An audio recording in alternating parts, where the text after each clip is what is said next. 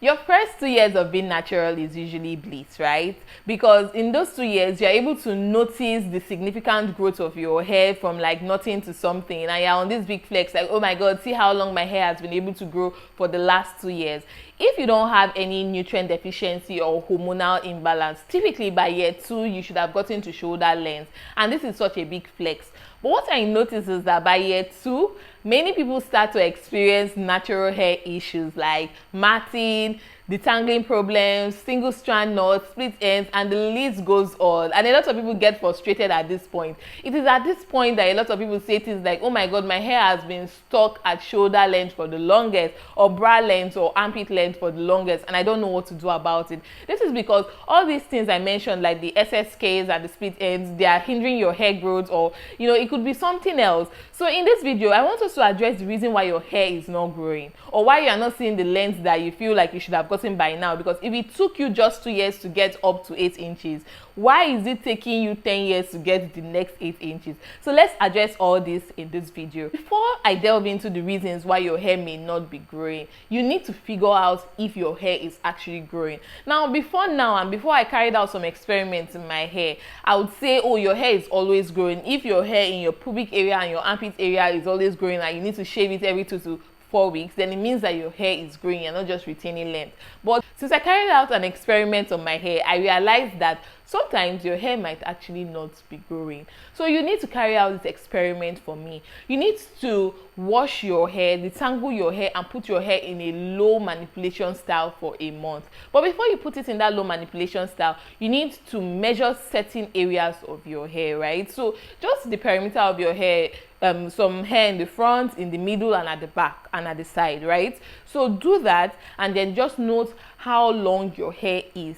And then after a month of no manipulation at all, when I mean no manipulation, so that you can make sure that you saved every single strand of hair, take out that protective style or that low manipulation style and measure your hair again.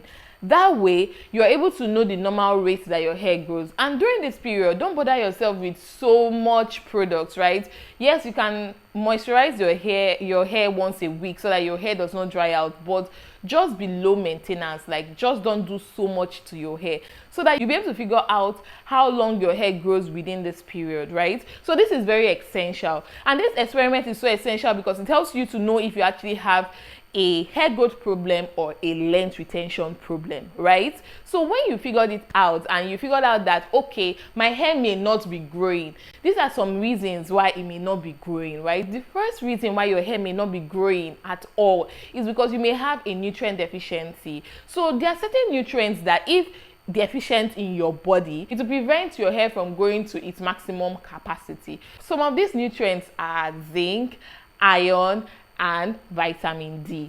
So typically, there are tests that you can do in the lab where you can go there and find out if you have these deficiencies. But let's face it, these tests might be expensive, it may not be in your budget, or you may just live in a town. Like in Nigeria now, I'm not so sure, not 100%, but in most places, you can't just go in and say, oh, I want to carry out a test to find out if I'm iron deficient, right? So typically, this is what I would say. You need to start changing your diet. So you need to make sure that your diet includes fiber, it includes vegetable, and it includes fruits. So you need to eat healthy. So that way you know that you are doing your best to make sure that you're filling your body in with all those good nutrients.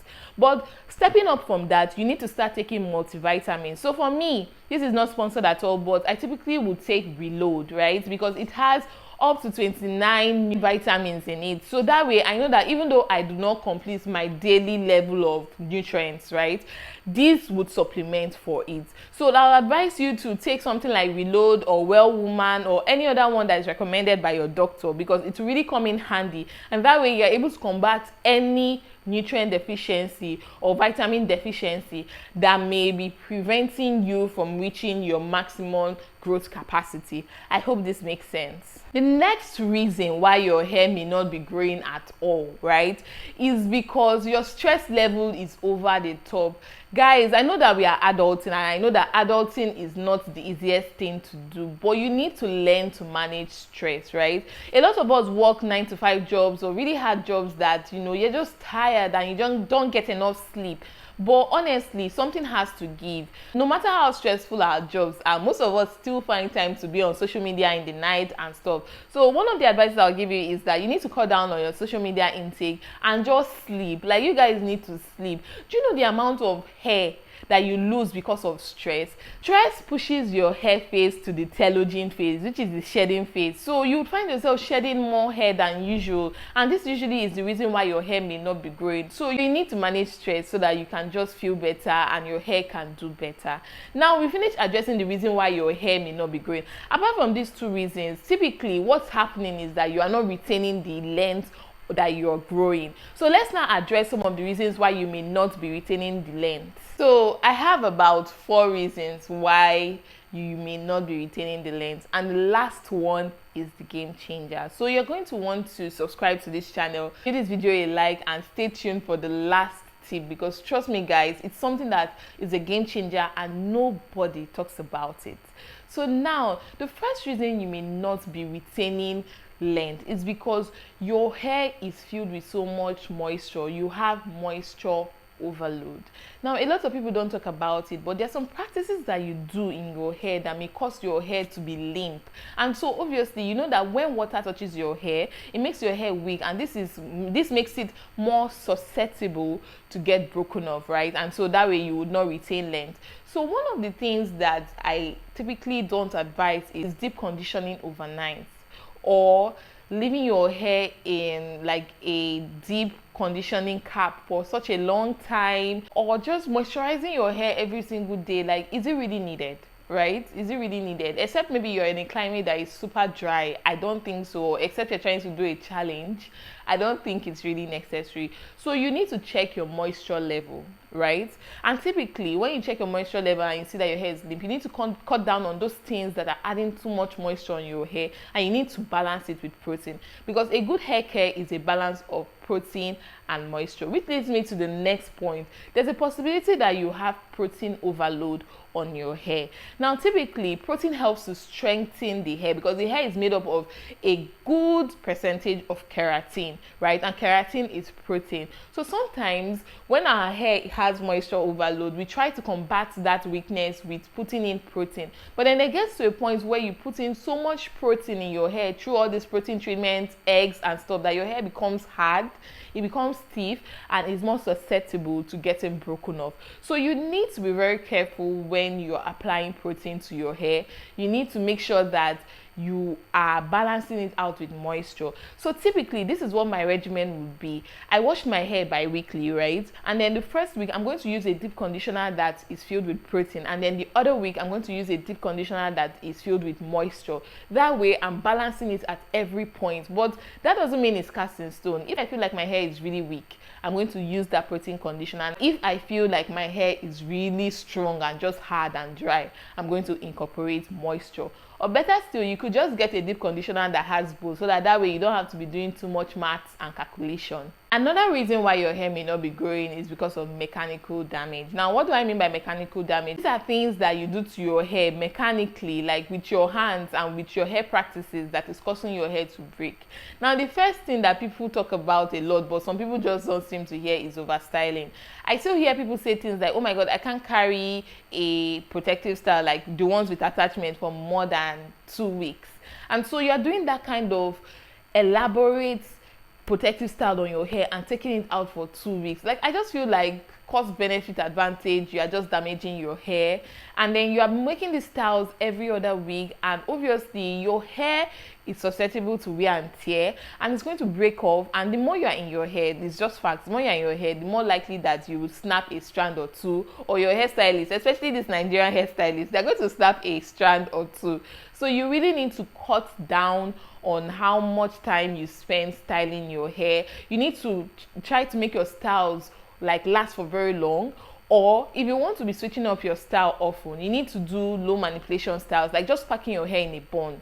Do you get? So that way you can say, okay, I'll change it every other week or every week. But when you want to do styles like using attachments, doing twists, doing faux locks, I don't think those are styles that you should be doing every 2 weeks. You need to make it last for a long time, like 1 month or 2 months. That way you know that even though I may lose a little strands, but I'll still gain a lot in the long run. Another mechanical damage is combing your hair harshly. Oh my god, guys, honestly, the way people comb their hair these days, like, I don't understand what's happening, but I just know that you can't treat your hair that harshly and expect to see length. So a lot of people are losing the amount of hair that they are making every single month. So you manage to grow your hair for half an inch to an inch every single month, and then the way you detangle your hair just breaks up every single hard work that you did for that month. You need to learn to comb your hair in a nicer way.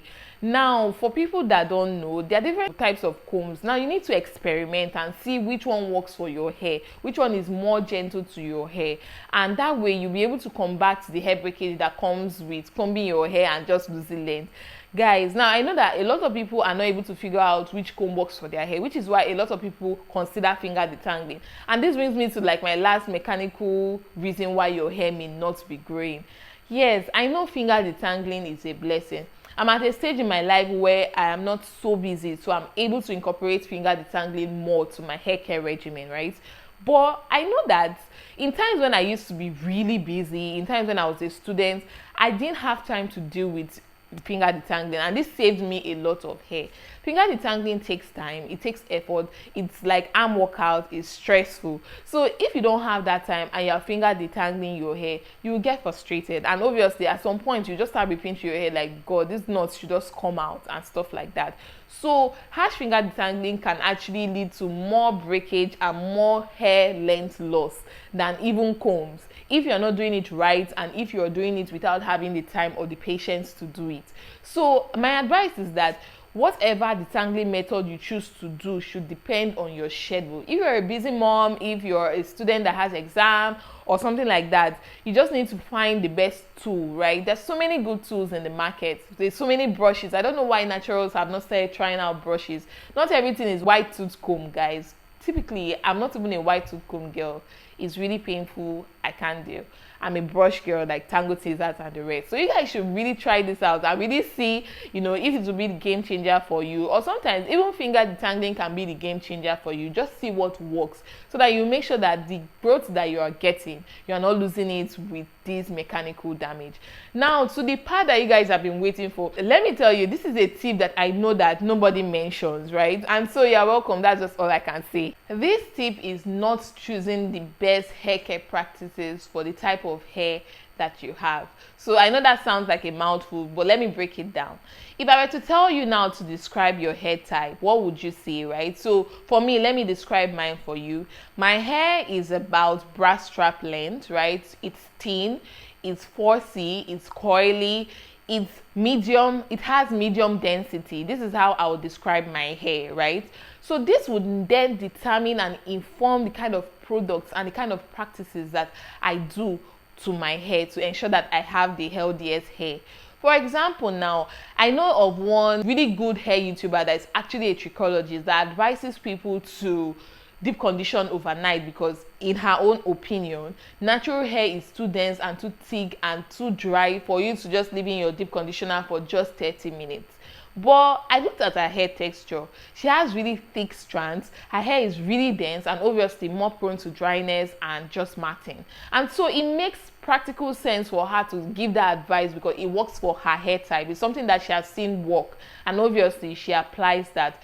But then take for example myself, I have medium density. My hair is very thin and it has fine, and I have fine strands. So it means that my hair gets moisturized really easily. It means that my hair is typically more prone to breakage because it has thin strands. So it also means that my hair is more prone to hydro fatigue. So if I take her advice and I leave my hair in that deep conditioner till the next morning, my hair is going to be really limp. So this is why you need to know your hair description and then know if this advice that the vlogger is giving to you is going to be really good advice. Another example is that, for example, your hair is full, right? And so you want to determine if you should use finger detangling or if you should use a comb. If you have a medium density or a low density hair, you could decide to do finger detangling because you know that at the end of the day, my hair is not a lot and I can go through it in an hour or 2 hours. But if you have hair for days, you know that it's not practical, right? And then you can then decide to go for a Tangle Teaser, a Denmark brush, a Felicia leather wood brush, and you know that you would be good because these are good detangling brushes that have a technology suited for our type of hair. Are you guys getting my drift? This is the same thing with if your hair is curly, for example. Now if your hair is curly, you know that you can't have the regimen of a white girl. You can't wash and go. Do you understand? So I think that a lot of people are not tailoring their hair care practices to suit their hair type and their hair description, and this is one of the reasons why I think that a lot of people are not retaining length, because they are trying to do what somebody else is doing. The fact that we are both fussy does not mean that we have the same hair characteristic, and so for every single advice that I give you, you need to customize it to suit the type of hair you have. And how do you do this? By informing yourself more about your hair type and your hair characteristics and behavior, and then by tailoring every single practice and every single advice to suit the kind of hair you have. Sometimes even the length of your hair can determine what you do. For example, when you have a medium size hair or a TWA, you can decide to wash your hair without twisting it first. But when your hair gets to a certain level and it's more prone to breakage and matting and tangling, you know that washing your hair just like that is a disaster, and then you know that you have to twist it up. So the level you are with your hair growth, the type of hair you have, should determine the hair care practices. This way you're able to retain as much length as possible. I know that this is something that someone does not say, and I know it sounds technical, but honestly it's a game changer. And if you apply this to your hair, you will be more likely to see more growth than the next person. So to the big question of today before I end this video, at what point in your hair care journey did you notice the most growth? Was it in your first year, or did it happen in your 5th year? Because sometimes it can happen for you when you finally find out what works for you. Anyway, I hope you guys enjoyed this video. Please make sure you check out my playlist of all my hair care growth tips that can really be beneficial to you. Thank you so much for watching this video. I really appreciate that you got to this point. Please make sure you subscribe to this channel for more valuable content like this. Please give this video a huge like, because it helps me know that I was of value, and it also helps YouTube know that this video is of so much value. Turn on your bell notification so that every single time I post a new video, you'll be the first person to know. Thank you guys so much for watching this video, and I'll see you in my next one. Bye guys. Mwah.